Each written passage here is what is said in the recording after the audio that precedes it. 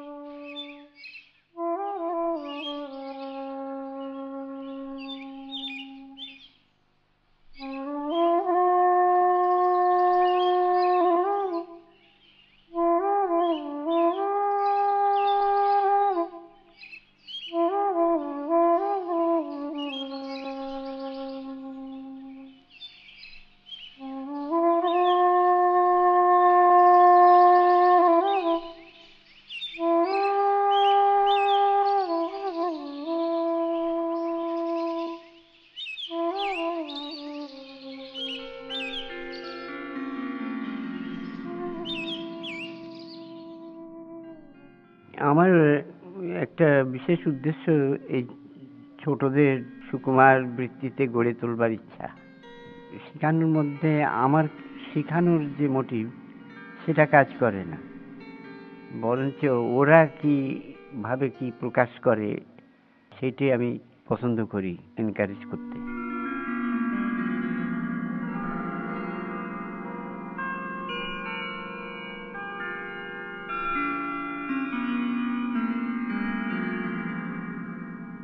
কিছুকাল পরে ওদের আমি ড্রয়িংয়ের শিক্ষা দিই। তো এখানে ড্রয়িংয়ের সেন্সটা কাজ করে, একটু বেশি ক্যালকুলেটিভ হয়, ওরা মনটা তাদের বেশ বাঁধা ধরার নিয়মে আসে। তো এইভাবে আমার শিক্ষার মেথড, যে বিশেষ করে ওদের ইনার যা কিছু ভেতরে আছে সেইগুলোকে আমি বাইরে আনবার চেষ্টা করি, দেখি কি প্রতিভা নিয়ে ওরা জন্ম নিয়েছে। তাছাড়া বাংলাদেশের গাছপালা ব্রাঞ্চের গঠনটা কেমন, তার গোড়াটা কেমন, তার পাতাগুলোর শেপ কীরূপ, যেমন জামের পাতা কেমন, লেবুর পাতা কেমন, আমের পাতা কেমন, এই সমস্ত ওদের জানবার প্রয়োজন আছে। যে ড্রয়িংটা দেখলে বোঝা যায় এটা জাম গাছ না আম গাছ না কাঁঠাল গাছ। এই বিষয়ে বিশেষ আমি যত্ন নিই, যাতে ওরা দেশের গাছপালা বিভিন্ন জিনিসের ছবি ওরা আঁকতে অভ্যস্ত হয়। আমার একটি ইচ্ছা আছে বাচ্চাদের একটা নিজস্ব শিক্ষার মাধ্যমে হাতে কলমে গড়ে তোলা। এই গড়ে তুলতে গেলে আমাকে প্রথমে সমস্ত শিশুরই বন্ধু হতে হবে। তা আমি অনেক সন্ধান করে দেখলাম যে গরিব ঘরের ছেলেমেয়েরা ভোর হলেই খিদের জ্বালায় কেঁদে ওঠে এবং মাকে খুব পীড়াপিড়ি করে কিছু পাবার আশায়। তো এতে আমি দেখি 2-1 গ্রামের শিশু তো প্রতি সকালেই ছুটে আসবে যদি ওদের ভোরবেলার আহারের ব্যবস্থা করে দেয়া যায় একটু ভালোভাবে, তাহলে সব আমার বন্ধু বান্ধব হয়ে যাচ্ছে অনেক। পরে এদের দ্বারা আমি ছবি আঁকাতেও পারি।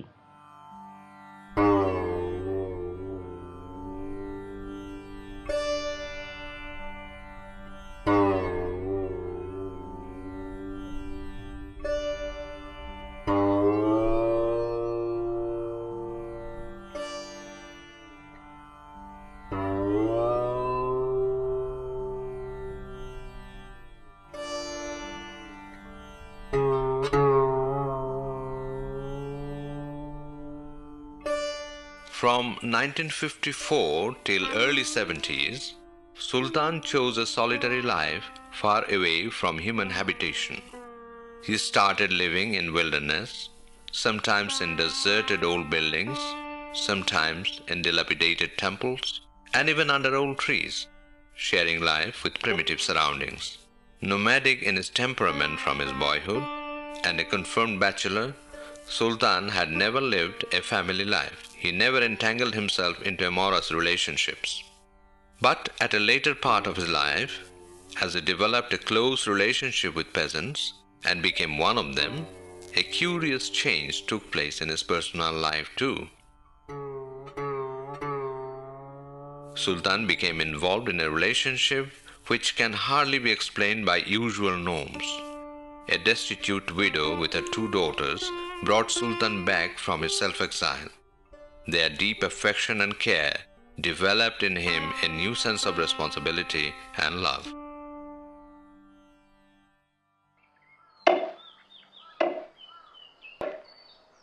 আর যে সমস্ত ক্যানভাস কিনতে পাওয়া যায় বিদেশি, তার প্রচুর দাম। 1 গজ ক্যানভাসের দামই 400 টাকা 600 টাকা। ওর চেয়েতে ভালো হয় যদি পাটের চটের উপর আঁকি। এখন ওটাকে পার্মানেন্ট করতে গেলে ওর সঙ্গে বিভিন্ন গাম ইত্যাদি একটা সাইজ তৈরি করে কোট না দিলে ওটার টিকবে কিসের বলে। সেখানে সিরিজ ব্যবহার করে দেখি বর্ষাকালে লুজ হয়ে যায়। তখন আমি মনে করলাম জেলেরা জালে যে গাবটা দেয় ওর এক্সট্রাক্ট বের করে যদি আমি আমার ক্যানভাসে দেই, তারপর থেকে ওটা তো পার্মানেন্ট হয়ে গেল, বর্ষাকালেও নষ্ট হবে না।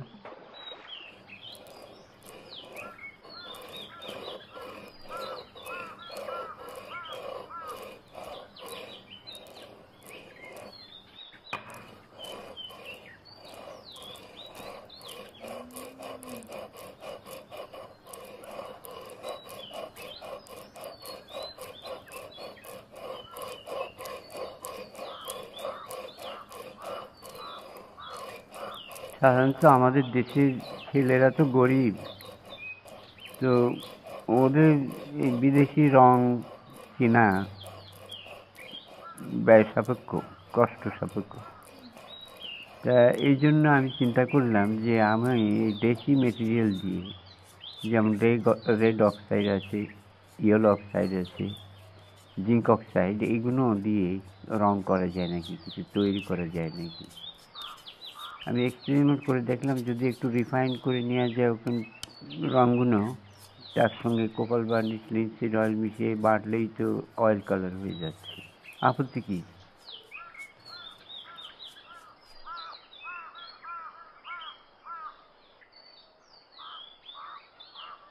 এই চেষ্টাতে দেখলাম যে প্রচুর কোয়ান্টিটির রং তৈরি করা যায় এবং তার দ্বারা বেশ বিরাট আকারের ছবি আঁকা যায়। বড় ছবি আঁকতে হবে এই ধরনের প্রবণতা আমাদের দেশে নাই, খুব কম, ব্যয় সাপেক্ষ।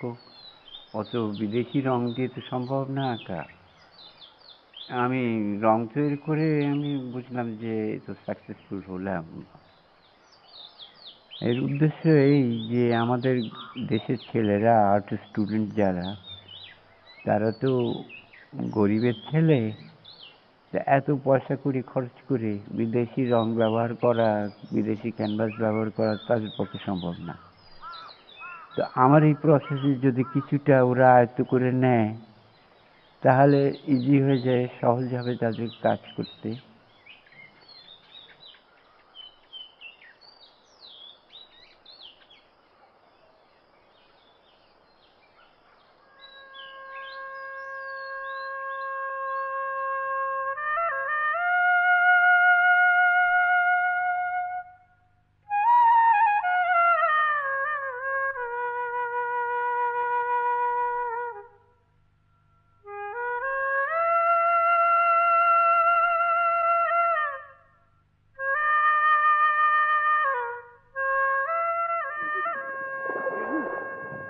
আমাদের দেশের কৃষকের জীবন ধারণ এবং তারা যে খুব অল্প আহারই খুব কষ্টের মধ্যেই উৎপন্ন করে, এতে কোনো সন্দেহ নাই।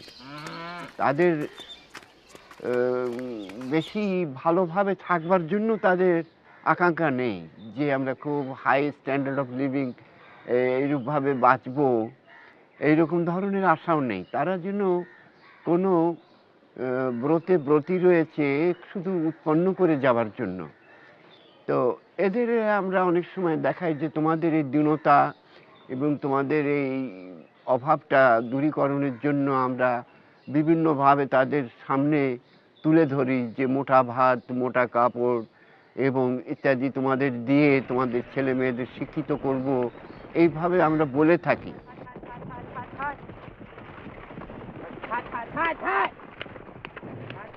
আমাদের লিবারেশনের পূর্বেও এই কথা বলেছি, লিবারেশনের পরেও সেই কথা বলছি। তাদের এতে আসে যায় না কিছু, কে আমাদের ভালো রাখবে আর কে আমাদের ভালো করবে, এতে ওদের ঠিক তেমন কোনো উৎসাহ নেই। তাছাড়া বিদেশ থেকে বহু সাহায্য সম্পদ তাদেরই নামে আসে, তাদের জন্য ব্যয় হয়, এই ধরনের কথা, কিন্তু তারা আদৌ এইসব খবর রাখে না এবং এ বিষয়ে তাদের কোনো আকাঙ্ক্ষাই নেই। তাদের এতে আসে যায় না কিছু।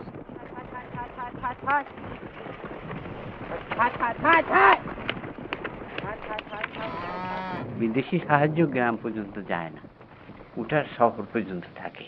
এই বিলাস দ্রব্য ক্রয় আর সভ্য খাওয়ার জন্য ওগুলো ব্যবহার হয়। গ্রাম ও সমস্ত দ্বারা কোনো উপকৃত হয় না। হ্যাঁ, আদৌ যদি বিদেশি গ্র্যান্ট এবং এইড না দেওয়া হয় তাহলে শহরের লোক মরে যাবে, কিন্তু গ্রামের কিছু বদলাবে না, গ্রাম ঠিকই বেঁচে থাকবে। টেলিভিশনে প্রোগ্রাম দেখি, ওখানে কিছু কৃষকদের বসিয়ে বলা হয় তোমরা কি এইটের চাষ বোঝো, বলো তো কিরকম। তারা যা বলে তখনই তাদের ডিনাই করা হয়, হ্যাঁ ঠিক বললে না। তখন এক ভদ্রমহিলা তিনি লিখিত কতগুলো কথা বলে বোঝান যে এইটা সঠিক আর আপনাদের ধারণা ঠিক না। এতে আমি ওদের চেহারা দেখে বুঝি যে ওদের যে চিরাচরিত পূর্বপুরুষের কর্ম তাকে অবজ্ঞা করা হচ্ছে। এরা যে আদৌ কৃষক, ভালো কৃষক নয়, এই কমপ্লেক্সের মধ্যে তাদের আনা হচ্ছে, ইনফিনিটির মধ্যে। কৃষি ঋণ এমন একটি বস্তু তাদের চোখের সামনে ধরেছি, গরিব তো অভাবী, ঋণ দিচ্ছে প্রচুর, এইরকম শুনে ওরা এগিয়ে আসে কিন্তু ওই ঋণ নেওয়ার পলিসিটা এইরূপ যে আপনার পৈতৃক সম্পত্তির কতটা, আপনার জমি কতটা, তার দলিল দস্তাবেজ আমাদের কাছে দিন, ব্যাংকের কাছে। সেই ঋণটা হাতে পেয়ে আনন্দ খুবই পায়, কিন্তু তার যে সুদের কথা সেটা তখন তার মনে থাকে না। সুদ বাড়তেই যায়, বাড়তে যায়, এমনকি তস্য সুদ হয়ে তাদের জমি জমা হাত থেকে সরে যাচ্ছে। একটা প্রহসন চলছে এদের নিয়ে, এটা বেশ লাগে ভালো। আমি ততই এদের মাসেলস বড় করি আর মজবুত করি যে তোমরা মোটে ভয় পাবা না, তোমরা টিকে থাকবে, কিন্তু তোমরাই মাটির প্রকৃত অধিকারী, মাটির সঙ্গে সম্পর্ক তোমাদের, ওদের নয় যারা তোমার উপহাস করে। তাদের মন মানসিকতা এমনভাবে বদলে দেওয়া হয়েছে যে তারা মনে করে যে এই পাতা পচা সার আর গোবরের সারে বোধহয় ফসল হয় না, বিদেশি সার না হলে তার জমিতে ফসল ফলবে না। আর একটি ব্যাপার হয়েছে কীটনাশক ওষুধ। এই কীটনাশক ওষুধও বিদেশ থেকে তাদের আনতে হচ্ছে। সেই সব বিদেশি ওষুধ না হলে নাকি কীট মরবে না। আমি লক্ষ্য করেছি যে কীট মরে না বটে, কীট আরো আমদানি হচ্ছে। আর একটা বড় দুঃখজনক, এই ভাওয়াইয়া, জারি, সারি যাবতীয় গান কৃষকের মুখেও ধুয়ো বাড়াইছে, গ্রামের যা সঙ্গীত সেগুলো ওদের মুখে নাই, ওরা গান করে না। অথচ সেগুলো ফলাও করে রেডিও স্টেশনে, টেলিভিশনে খুব ফ্যাশনের ভেতর দিয়ে সেগুলো ওদের সামনে তুলে ধরা হয়। ওরা খুব দুঃখ পায় তাতে। আমাদের দীনতা, আমাদের দুঃখের কথা ওরা উপহাস করে উড়িয়ে দেয়। গানের ছন্দ, সেটাও শহরই গত, সেটা ঠিক গ্রামের সুর না, প্রকৃত গ্রামবাসীর সে সুর না।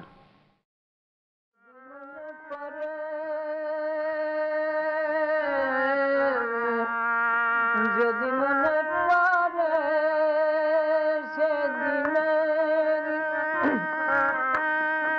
সেদিনের কথা, আমারে ভুলিও প্রিয়া।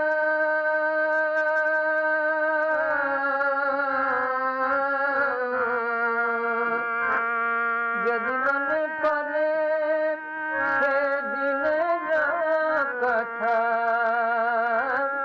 আমারে ভুলিও প্রিয়া। The early works of the 40s by Sultan that we could trace out are all in oil. The paintings done during the first half of this decade show influence of various schools and trends. When Sultan started living with the village people of Kashmir, his works displayed a distinct influence of Van Gogh. During early 50s, Sultan's interest in oil medium seemed to decline gradually. He began to develop interest in the potentialities of other mediums, sometimes charcoal, sometimes pastel, pen and ink, and spatula technique. At this time, he extricated himself from his earlier bias for landscapes. This relentless exploration of various mediums seemed to indicate that Sultan was searching for a suitable mode of expression, matching his temperament of that time. He resorted to watercolor. This proved to be a quick and ideal medium for expressing his momentary feelings, his childlike curiosity for wonders of nature, and for recreating his romantic and sensuous experience. Once again, he turned to landscape. From this time till mid-50s, Sultan ceaselessly engaged himself in creating hundreds of watercolors. From the earliest period of Sultan's creative life until the first phase of watercolor, nature and its beauty were the central subject of his paintings. But later, instead of continuing with his earlier approach of portraying the vastness of nature on his canvas, he tended to concentrate on details of the elements of nature. He began to recreate them with the subtle subjective treatments. His watercolors gradually began to show expressionist tendencies. Through experimental reconstruction of the complex structure of natural objects like tree trunks, leaves, flowers, etc., Sultan's works took a turn toward abstractionism. By middle of 50s, a significant change regarding the subjects of his work became evident. Idyllic scenes of rural Bengal began to appear in his watercolor landscapes. Early works of this trend were marked by complete absence of human figure. His landscapes of the later period began to include paddy fields, depictions of agrarian life of Bengal. Human figures began to show up, but at this time, human figures are hardly anything more than casual and less important parts of nature. At this point of transition, Sultan suddenly decided to live a life of recluse and disappeared, leaving behind all his name and fame. He came back to his own soil, isolating himself in a remote village in Jessore in western Bangladesh. Sultan exposed himself to a completely different experience of life. At the same time, he engaged himself in experimenting with various mediums, means, and techniques of painting. তো modern trend যেটা বর্তমান যুগের যে চলেছে, এটা কিন্তু আমরা মাটি থেকে অনেক দূরে গিয়ে ভাবি, মাটির কাছাকাছি ভাবি না। যেমন স্কাই স্ক্রেপারগুলো অনেক উপরে মানুষ বাস করে, ঠিক তাদেরও মন মানসিকতার গতিও ঠিক ওই রকম কই হাই পিক অফ মাউন্টেনের জন্য মুভ করছে। জনসাধারণের দুঃখ সুখের সঙ্গে তার কোনো সম্পর্ক নাই। তো আমার বর্তমান সমসাময়িক চিত্রকলা সম্বন্ধে আমার বেশি ভাবতে ইচ্ছা হয় না, কেননা এটা মাত্র ভাব বিলাস ছাড়া এর মধ্যে কোনো যে বিশেষ কিছু আছে বলে আমার মনে হয় না। সাধারণ দেশবাসী অভ্যস্ত না ওই সমস্ত মডার্ন অ্যাবস্ট্রাক্ট দেখে। তারা প্রশ্ন করে, এটা কি এঁকেছেন, আমাদের বুঝিয়ে দেন, আমরা বুঝতে পারলাম না। বলে বোধহয় এ বুঝতে গেলে অনেক বেশি বিদ্যার দরকার, কিংবা অনেক বেশি পড়াশোনা করার দরকার। অতএব তারা অনেক সময় নিজেদের দৈন্যতা অনুভব করে। এও একটা রুচি। বর্তমানে তো দেখি প্রায় ড্রয়িং রুমে মডার্ন অ্যাবস্ট্রাক্ট প্রত্যেকেই পছন্দ করছেন। এর একটা ডেকোরেটিভ ভ্যালু আছে।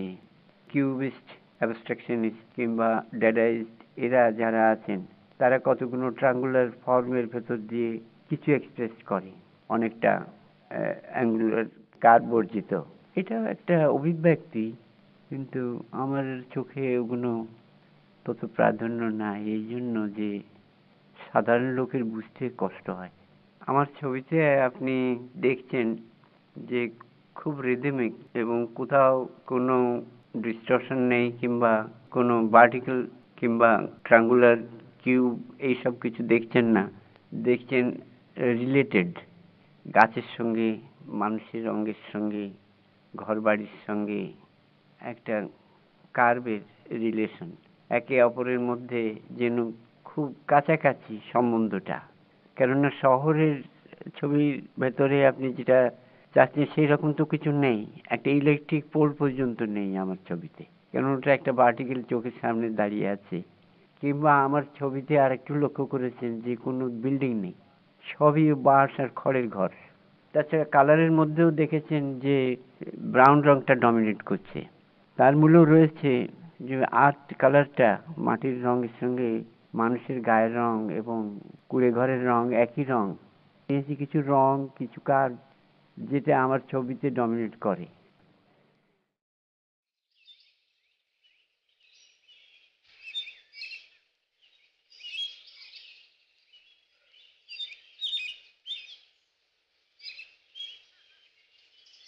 Ashraf Ali, he was a veteran connoisseur of art. He was a great admirer of Sultan and his works. He started to write on Sultan's works, hoping to publish a book, but he died before he could do so. Sultan's uniqueness lies in the feeling and power expressed in his portrayal of the human form. The figures are rugged and hard, as if hewn out of granite and caught in every conceivable position and posture. The bulging and knotty muscles abundantly displayed by the nearly naked peasants depict strength of the body and mind, as if the figures are the outward manifestation of the inner strength. The enchanting touch of Sultan transforms the storytelling figurative paintings into something rich and strange, the glory and presence of dream, which one cannot simply ignore.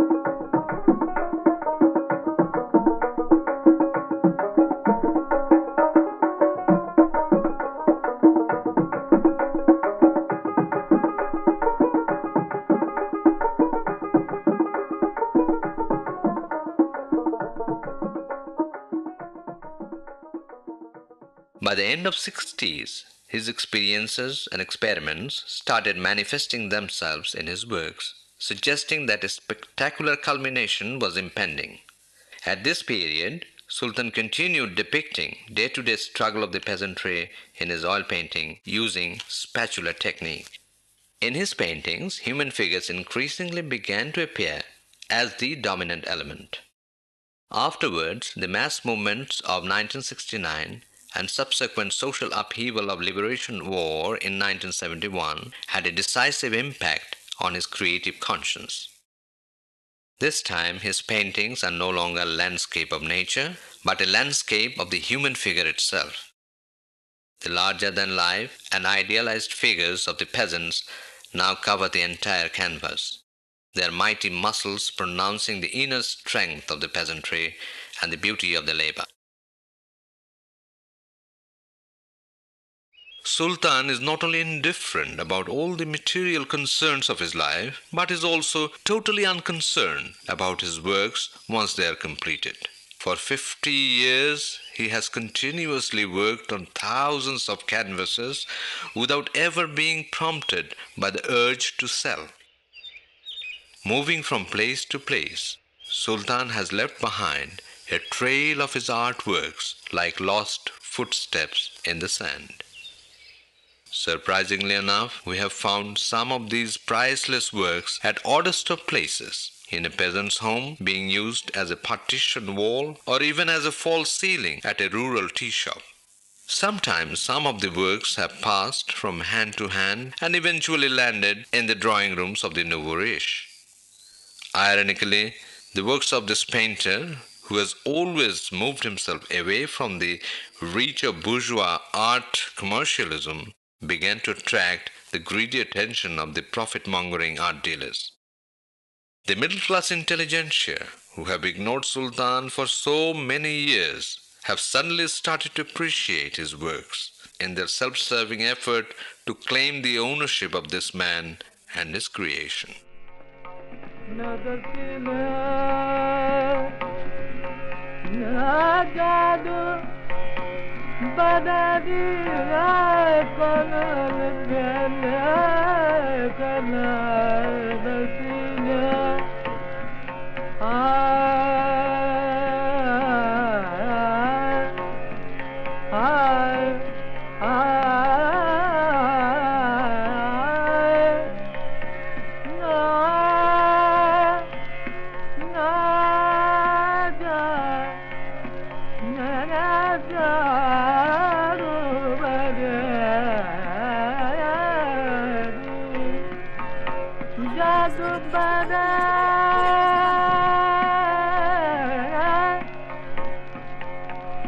কোনোখানে যেতে পারবে না, কোনোখানে টাকার ব্যবস্থা নেই। কোনখান থেকে দেবে উনি টাকা? উনি টাকা কি ইনকাম করে?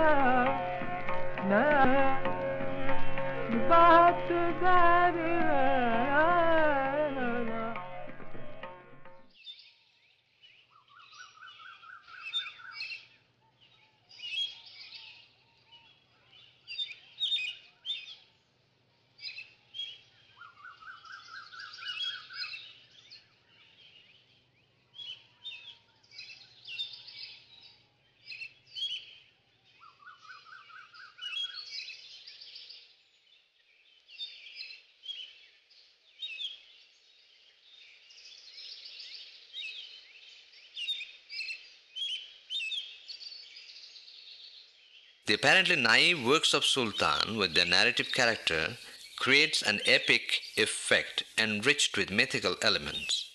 This epic quality is attained through an anthropological abstraction, creating an archetype of the ethnic Bengali.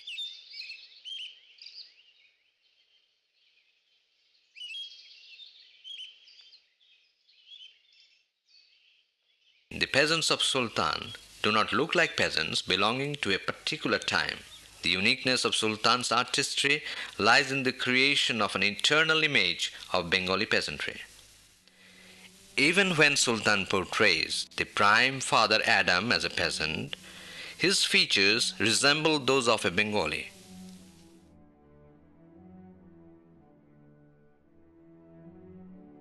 Not only in painting, but in all our art forms, few could go beyond the very limited spectrum of lower middle class existence. It is basically due to his exclusive, wider experience that Sultan could portray the great sphere of productive human history and his hero, the peasantry, standing as a glorious symbol of the invincibility of man.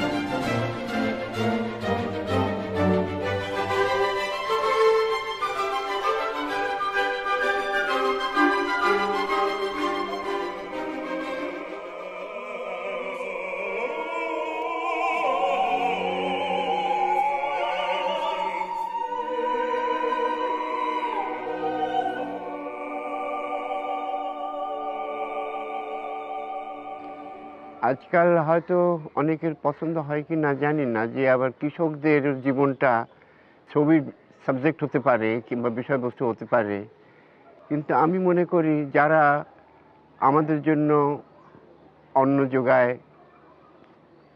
এবং আমাদের খাদ্য যোগান দেয়, যারা উৎপন্ন করে, যারা জীবনধর্মী কাজে লিপ্ত, সেই সব মানুষের জীবনকে ছবির বিষয়বস্তু করলে আপত্তি কী? বহুকাল যাবৎ এরা সেই আদিম চেতনা থেকে, আদিম জীবন থেকেই এরা প্রতিবাদ করে চলেছে, তাদের সাফারিংটা প্রকাশ করতে চেয়েছে। অনেক কবির ভাষায়ও সেই সাফারিংটা প্রকাশ হয়েছে। যেমন আল্লামা ইকবাল মরহুমের একটি সুন্দর উর্দু লাইন আছে যে जिस खेत से मयसर ना हो दैका को रोजी उस खेत की हर खुश आए गंदम को जला दो।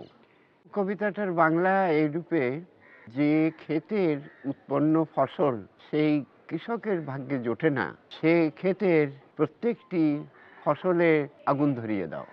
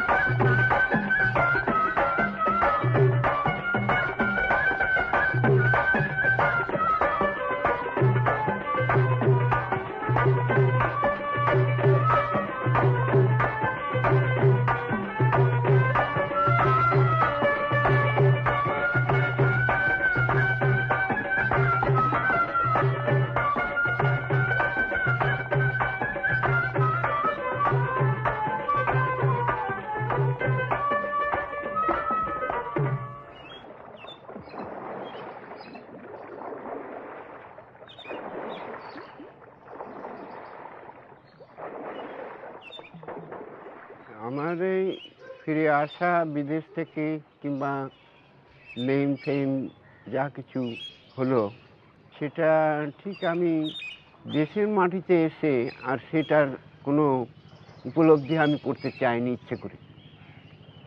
আদৌ না জানুক কেউ, এইটাই আমি চেয়েছিলাম। এবং আমি ঠিক আমার দেশের বাড়িতে, দেশের মাটিতে, আমার নিজের ঘরে এলে যেমন মনের অবস্থা হয়, ঠিক তদ্রূপই ছিল।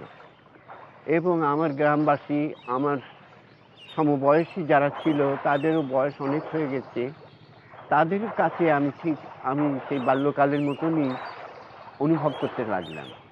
আমি গেলাম তাদের ঘরে, তাদের গ্রামে গিয়ে আমি দেখলাম খুব আমার নিজের কাছাকাছি কিছু আপন, নিজের চিন্তায়।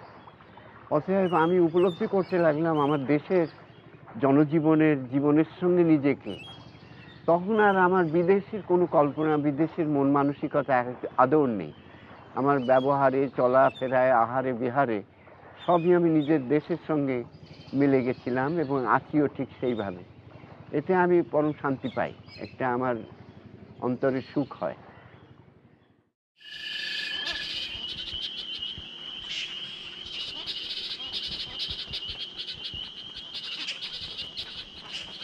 আমাকে অনেকে বলেন আপনি শহরে থাকলে উন্নতি হতো, শহরে থাকলে আরও আমরা কিছু আশা করতাম। আমি দেখি আমার গ্রামের মানুষগুলো হাটে বাজারে গিয়ে তাদের সঙ্গে একটু আলাপ ব্যবহার যা পাই, নিঃসঙ্গ অনুভব করি না আমি। সেখানে আমার অ্যাপ্রিসিয়েটার বেশি। গ্রামের একটি সহজ সুন্দর মানুষ যেভাবে ছবিকে পছন্দ করে, সে অ্যাপ্রিসিয়েশন আমি অন্য কোথাও পাই না। তার একটু লাউর মাচার ছবি আঁকলেই সে বলে যে এটা আমার লাউ মাচা। তার দুটো বলদের ছবি আঁকলে সে কত খুশি হয়। তাতে আমার মনে হয় যেন আমি অনেক সুখী আছি গ্রামে। সৃজন ছন্দে আনন্দে নাচো নটরাজ হে, মহাকাল প্রলয় তাল ভোলো ভোলো সৃজন ছন্দে। ছড়াক তব জটিল জটা শিশু শশীর কিরণ ছটা, ছড়াক তব জটিল জটা শিশু শশীর কিরণ ছটা, উমারে বুকে ধরিয়া সুখে দোল দোল সৃজন ছন্দে। মন্দ শ্রোতা মন্দাকিনী সুরধুনি তরঙ্গে, মন্দ শ্রোতা মন্দাকিনী সুরধুনি তরঙ্গে। সঙ্গীত জাগাও হে তব নৃত্য বিভঙ্গে, সঙ্গীত জাগাও হে তব নৃত্য বিভঙ্গে। ধুতরা ফুল খুলিয়া ফেলি জটাতে পর চম্পা বেলি, ধুতরা ফুল খুলিয়া ফেলি জটাতে পর চম্পা বেলি। হে আদি কবি নবীন বাণী তোলো তোলো সৃজন ছন্দে। আনন্দে নাচো নটরাজ হে, মহাকাল প্রলয় তাল ভোলো ভোলো সৃজন ছন্দে।